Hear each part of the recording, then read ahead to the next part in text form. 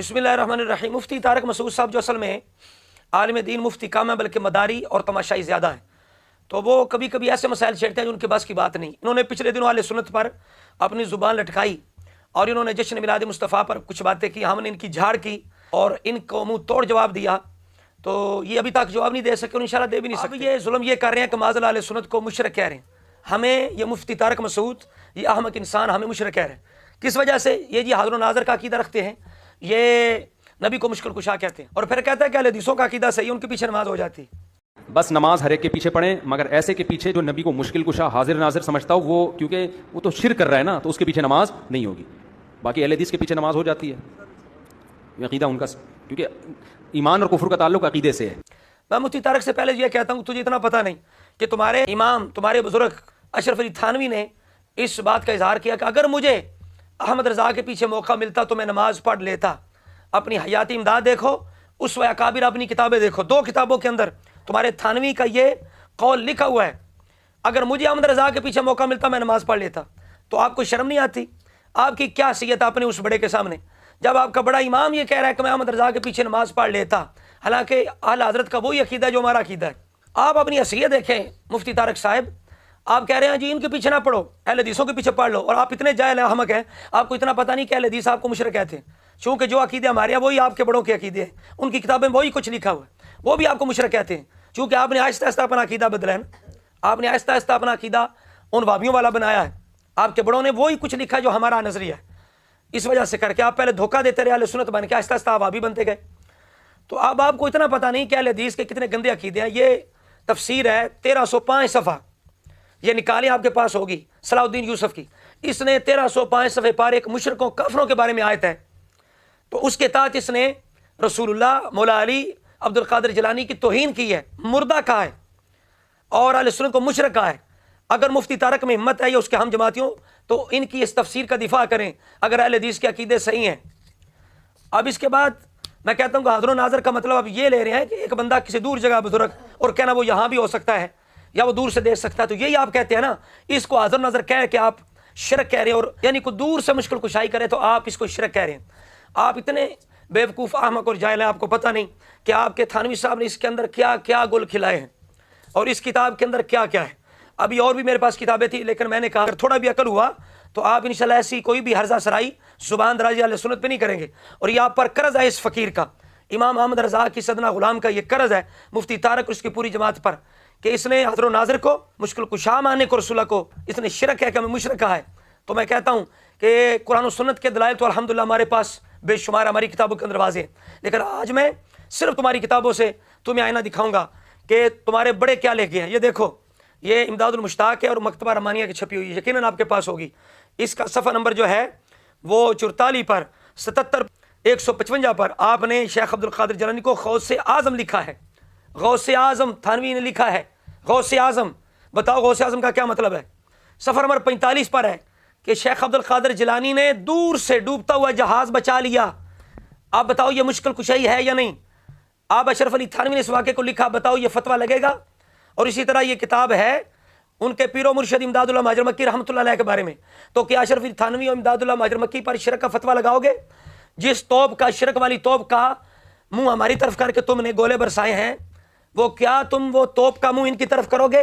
اگر تیرے اندر صداقت ہے مفتی طارق، ہمیں تو مشرک کہہ رہے ہو کہ جو دور سے کسی بزرگ کو مشکل کشائی کرنے والا مانے اور حاضر و ناظر مانے تو وہ مشرک ہوتا ہے، تو اب کیا فتویٰ لگے گا اشرف علی تھانوی پر، امداد اللہ مہاجر مکی پر؟ اسی طرح صفحہ نمبر 52 پر لکھا ہوا ہے کہ ولی اپنی آنکھ سے نہیں دیکھتا، ولی خدا کی طاقت سے دیکھتا ہے، نور خدا سے دیکھتا ہے۔ سمع الذی یسمع بہ وبصر الذی یبصر بہ، یہ تو حدیث قدسی کے اندر ہے، خبری اللہ کی طاقت کے ساتھ سنتا ہے، اللہ کی طاقت کے ساتھ جو ہے وہ دیکھتا ہے۔ ویدہ التی یبطش بہا ورجلہ التی یمشی بہا، وہ اللہ کی طاقت کے ساتھ پکڑتا ہے، اللہ کی طاقت کے ساتھ چلتا ہے۔ تو اب تمہیں شرم نہیں آتی؟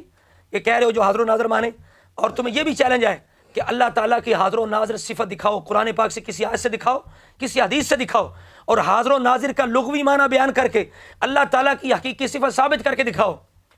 اگر تیرے اندر جرأت ہے تو حاضر و ناظر حقیقی معنی میں اللہ ہو نہیں سکتا، اللہ تعالیٰ اس چیز سے پاک ہے، اللہ تعالیٰ عالم الغیب والشہادہ علیم بذات الصدور ہے۔ تم نے اپنی طرف سے حاضر و ناظر اللہ کی صفت خاصہ قرار دے کر پھر اس وجہ سے رسول اللہ کے لیے عقیدہ جو ہے شرکیہ قرار دیا، میں کہتا ہوں مفتی طارق مسعود حاضر و ناظر کا لغوی معنی بیان کر کے ثابت کرے کہ کیا اللہ تعالیٰ کے لیے یہ ثابت ہو سکتا ہے اللہ تعالیٰ کی شان ہے یا قرآن و سنت کے اندر کہیں بھی حاضر و ناظر کا لفظ اللہ کی شان کے لیے آیا ہے؟ یہ مفتی طارق پر یہ قرض ہے۔ اسی طرح یہ میرے پاس فردات راغب ہے، اس کے اندر وہ معنی کرتے ہیں الشہود و شہادت، کہ شہادت کیا ہوتی ہے، کیونکہ رسول اللہ کے لیے قرآن پاک کہتا ہے یا ایھا النبی انا ارسلناک شاہدا، ہم نے آپ کو شاہد بنا کر بھیجا۔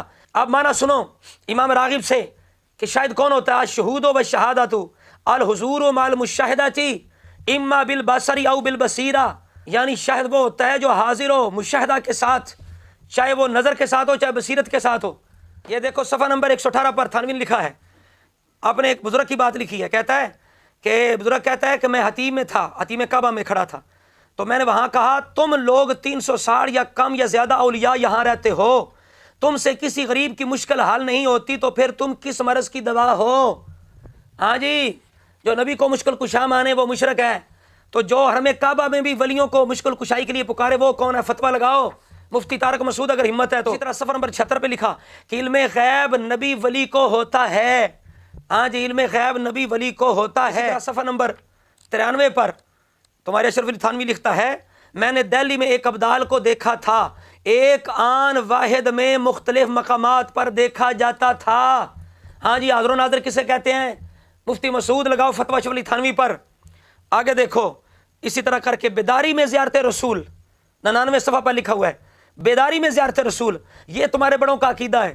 تم کہہ رہے تھے اہل حدیثوں کا عقیدہ صحیح ہے، بدبخت اہل حدیث تو تمہیں مشرک کہتے ہیں، اس لیے کہ تمہارے بڑوں کے عقیدے تمہارے ساتھ ملتے تھے، آہستہ آہستہ تم گمراہ ہوئے، تم نے ان کے عقیدے اپنائے۔ تمہارے اس نے لکھا ہے کہ بیداری میں رسول اللہ کی زیارت ہوتی تھی اور ہو سکتی ہے۔ اسی طرح تمہارے گنگوئی کا واقعہ ہے کہ جناب ایک دن میں حرم کعبہ میں تھا اور ایک بزرگ کے پاس بیٹھا ہوا تھا، ایک اور درویش آ گیا، تو جس کے پاس بیٹھا ہوا تھا وہ اس درویش سے کہتا ہے کہ بھائی تمہارے دل میں بڑی اچھی چیز ہے، کہنے لگے تمہارے قلم ایک عورت کی شبیہ ہے، اس کی ناک ایسی ہے، اس کی آنکھیں ایسی ہیں، اس کے بال ایسے ہیں، غرض کے تمام حلیہ بیان کر دیا۔ اس وقت درویش بہت نادم ہوا اور اقرار کیا بے شک سچ ہے، ابتدا میں جوانی میں ایک عورت سے مجھے عشق ہو گیا تھا، ہر وقت اس کے دھیان میں رہنے سے اس کی شبیہ میرے قلم میں آ گئی، اب جب کبھی طبیعت بے قرار ہوتی ہے تو آنکھیں بند کر کے میں دیکھ لیتا ہوں۔ ہمارے بڑے تو دلوں سے سارا کچھ دیکھ لیتے ہیں، ہم اگر رسول اللہ کے بارے میں عقیدہ رکھے تو کہتے ہو مشرک ہے۔ شرم کرو کچھ مفتی مسعود، تمہارا کم صرف مداری کرنا ہے، تم تماشائی ہو، تمہارا کیا کام ہے ممبر کے ساتھ؟ اب دیکھو آگے تمہارے گنگوئی صاحب کی کرامت اس سے بڑی ہے۔ تمہارے گنگوئی صاحب کہتے ہیں کہ وہ بندہ تو تکلف کرتا تھا نا، آنکھیں بند کرتا تھا، میری حالت ایسے رہی برسوں کئی سال تک کہ میں حاجی صاحب مکہ میں ہوتے تھے اور یہ گنگو میں ہوتے تھے، لیکن یہ حاجی صاحب سے ایسے باتیں کرتے تھے جیسے کوئی بندہ سامنے بیٹھا ہوتا ہے۔ اس وقت یہ واٹس ایپ نہیں تھی، کیمرہ نہیں تھا، اس وقت یہ انٹرنیٹ نہیں تھا۔ طارق مسعود تو تمہارا گنگوئی جو ہے وہ مکہ میں رہنے والے شخص سے سامنے بیٹھ کے باتیں کرتا ہے، اب لگاؤ فتویٰ جو نبی کو حاضر و ناظر کہے وہ مشرک ہے۔ اسی طرح کر کے پھر کہتا ہے رسول اللہ کے ساتھ یہی تعلق رہا، تمہارا گنگوئی کہتا ہے، تھانوی لکھتا ہے کہ رسول اللہ کے ساتھ یہی تعلق رہا کہ رسول اللہ سے بھی ہم کلام ہوتے تھے۔ اب بتاؤ حاضر و ناظر کسے کہتے ہیں؟ اب بات لمبی ہو جائے گی، میں زیادہ لمبی گفتگو نہیں کرتا، بہت اختصار کے ساتھ واقعہ بیان کر رہا ہوں۔ یہ کتاب پڑھنے والی امداد المشتاق، یہ تمام سنی بھائی خریدیں، اور طارق مسعود بھی خود پڑھ کے لوگوں کو جمعے پہ سنایا کرے، پتہ لگے اس کا۔ طارق مسعود یہ امداد المشتاق سے درس دو تجھے پتہ چلے۔ اسی طرح صفحہ نمبر 115 پر یہ واقعہ ہے کہ ایک جلا مرید تھا، یہ ہمارے تھانوی کے دادا پیر کا جلا مرید تھا، وہ ایک دفعہ مزار پر آیا، عرض کیا میں پریشان ہوں، روٹیوں کا محتاج ہوں، کچھ دستگیری کیجئے، مشکل کشائی کریں۔ قبر پہ جا کے پیر کے کہتا ہے حکم ہوا تم کو ہمارے مزار سے 2 آنے آدھ آنے روز ملا کریں گے، تو اسی طرح روزانہ ان کو قبر سے 2 آدھ آنے مل جایا کرتے تھے۔ ہاں جناب، اسی طرح یہ کتاب قصص الاکابر، اس کے اندر صفحہ نمبر یہ 40 پر لکھا ہوا ہے کہ تمہارا جو سید تھا نا احمد بریلوی، سنیے حضرات گرامی سنیے کہ تھانوی لکھ رہا ہے کہ ان کا جو سید احمد تھا بریلوی، اس سے علماء مناظرہ کرنا آئے تو اس نے دعا کیا ہے اللہ مجھ کو رسوا نہ کیجیو، حق تعالیٰ نے امام اعظم اور شیخ ابو علی کی روح کو حکم دیا کہ جواب میں اعانت کرو، چونکہ امام صاحب کی روح میرے طرف تھی اور شیخ کی روح بائیں طرف تھی، جو وہ کہتے تھے میں کہہ دیتا تھا۔ ہاں جی، آپ کے بڑوں کی تو مدد کرنے کے لیے اللہ روحیں بھیج دیتا ہے، امام اعظم کی روح، ابو علی کی روح، ایک دائیں ایک بائیں۔ تمہارے سید احمد کی جناب مشکل کشائی ہو رہی ہے وصال کے بعد، حاضر و ناظر کسے کہتے ہیں، مشکل کشائی کسے کہتے ہیں؟ مفتی طارق۔ اب دیکھیے روحیں جو ہے وہ سوال کے جوابات بتا رہے ہیں، مشکل کشائی کر رہے ہیں۔ میں مزید مفتی طارق کو ان کے بزرگوں کا عقیدہ دکھاؤں کہ وہ کس طرح مشکل میں رسول اللہ بزرگوں کو پکارتے تھے. یہ سنو مفتی مسعود امداد اللہ مہاجر مکی تمہارا پیر و مرشد. فتویٰ شرک کا لگانا ہے، چونکہ یہ عقیدہ اگر ہمارا ہو تو ہم مشرک ہے. تمہارا پیر اور دادا پیر اگر یہی عقیدہ رکھے تو وہ مشرک کیوں نہیں؟ شرک کا فتویٰ لگانا. یہ نہیں کہنا کہ بزرگ جہاں غلط ہے میں چھوڑ دو، نہ ایسی بات نہیں ہے. اگر ہمارے لیے شرک کا فتویٰ ہے تو ان کے لیے بھی شرک کا فتویٰ.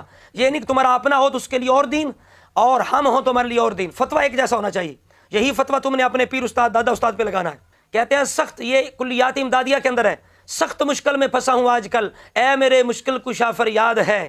جی اسی طرح اشرف علی تھانوی لکھتا ہے شجرہ طیبہ چشتیہ صابریہ کے اندر، کھول دے دل میں در علم حقیقت میرے رب، ہادی عالم علی مشکل کشا کے واسطے، ہادی عالم علی مشکل کشا کے واسطے. تمہارے بزرگ تو رسول اللہ کو اور مولا علی کو مشکل کشا کہہ رہے ہیں. تم کہہ رہے ہو یہ لوگ جو رسول اللہ کو مشکل کشا کہتے ہیں ان کے پیچھے نماز نہیں ہوتی. تو تمہارے دادا پیر کے پیچھے نماز ہوتی تھی، تمہارے تھانوی کے پیچھے نماز ہوتی تھی. اسی طرح تمہارے محمد علی دیوبندی نے شاہ عبدالعزیز محدث دہلوی کے متعلق لکھا ہے قطب دین مشکل کشا عبدالعزیز مخزن احمدی کتاب کے اندر. اسی طرح حاجی امداد اللہ نے مزید یہ کہا یا رسول اللہ کبریا فریاد ہے، یا محمد مصطفیٰ فریاد ہے. اشرف علی تھانوی نے لکھا نشر و طیب کے اندر دستگیری کیجئے میرے نبی، کشم کش میں تمہیں ہو میرے نبی. لگاؤ فتویٰ جو ہم پر مشکل کشائی کی وجہ سے لگایا. اسی طرح قاسم نانوتوی نے قصائد قاسمی کے اندر کہتا ہے مدد کر ہے کرم احمدی کے تیرے سوا نہیں قاسم بے کس کا کوئی حامی کار. جی جناب، ہاں جی طارق مسعود صاحب کہہ رہے تھے جو لوگ یہ عقیدہ رکھیں کہ رسول حاضر و ناظر ہے مشکل کشا ان کے پیچھے نماز نہیں ہوتی، یہ تو تمہارے بڑے لکھ کے ہیں یہ سارا کچھ. اب جو فتویٰ ہم پہ لگا وہ لگا کے دکھاؤ. اگر تیرے اندر تھوڑی شرم غیرت ہے، اگر تھوڑی بھی صداقت ہے، لگاؤ فتویٰ، پتہ چل جاتا ہے. تو میں مشورہ دوں گا مفتی طارق کو، تیرا یہ کام نہیں ہے، تیرے بس کی بات ہی نہیں ہے. تو صرف مداری ہے، تماشے کیا کر، اور اس طرح دوسری جو شغل مغل کی باتیں کرتا ہے، ٹھٹھا مذاق مسخرہ پن، وہ کیا کر. تیرے بس کی بات یہ سنجیدہ مسائل چھیڑنے آئی نہیں. اور آخر میں یہ کہوں گا، بعض لوگ کہتے ہیں جناب یہ مولوی کیسی باتیں چھیڑ کے بیٹھ جاتے ہیں، تو ہم صرف اپنا دفاع کرنے والے ہیں. یہ مولوی تفرقہ باز انتشاری ہیں. جس طرح عمر صدیق نے پہل کی تھی، ہم پر میلاد مصطفیٰ کے والے سے فتوے لگائے اور زبان درازی کی، ہم نے اپنا دفاع کیا. اب طارق مسعود نے ہم پر زبان درازی کی، ہمیں مشرک کہا، تو کسی کو مشرک کہنا یہ چھوٹی بات نہیں ہے. تو اس وجہ سے ہم نے اپنا دفاع کیا ہے. لہٰذا ہمیں کوسنے سے پہلے، ہمیں گالیاں دینے سے پہلے طارق مسعود کے کان جا کے پکڑو اور کان پکڑواؤ کہ تجھے شرم نہیں آتی، کہ تجھے پتہ ہوتے نہیں کسی بات کا، جاہل انسان، احمق انسان، اور تو فتوے لگانے لگ گیا. اپنی کتابوں کو پڑھو جا کے، پہلے امداد المشتاق کو پڑھو، یہ قصص الاکابر کو پڑھو. اسی طرح جمال الاولیاء کتاب ہے کہ اس کے اندر ایک واقعہ موجود ہے کہ ایک مجذوب نے 30 جگہ جمعہ کی نماز ادا کی. اب میں پوچھتا ہوں کہ 30 جگہ جہاں وہ تھا وہاں نظر آ رہا تھا، حاضر تھا، ناظر تھا یا نہیں تھا؟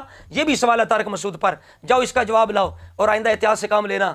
ہم احمد رضا والے ایسے نہیں بیٹھے الحمدللہ، ہمارے پاس قرآن سے، سنت سے اور سلف الصالحین، بلکہ تمہارے اکابر سے ہمارے پاس دلائل الحمدللہ موجود ہیں.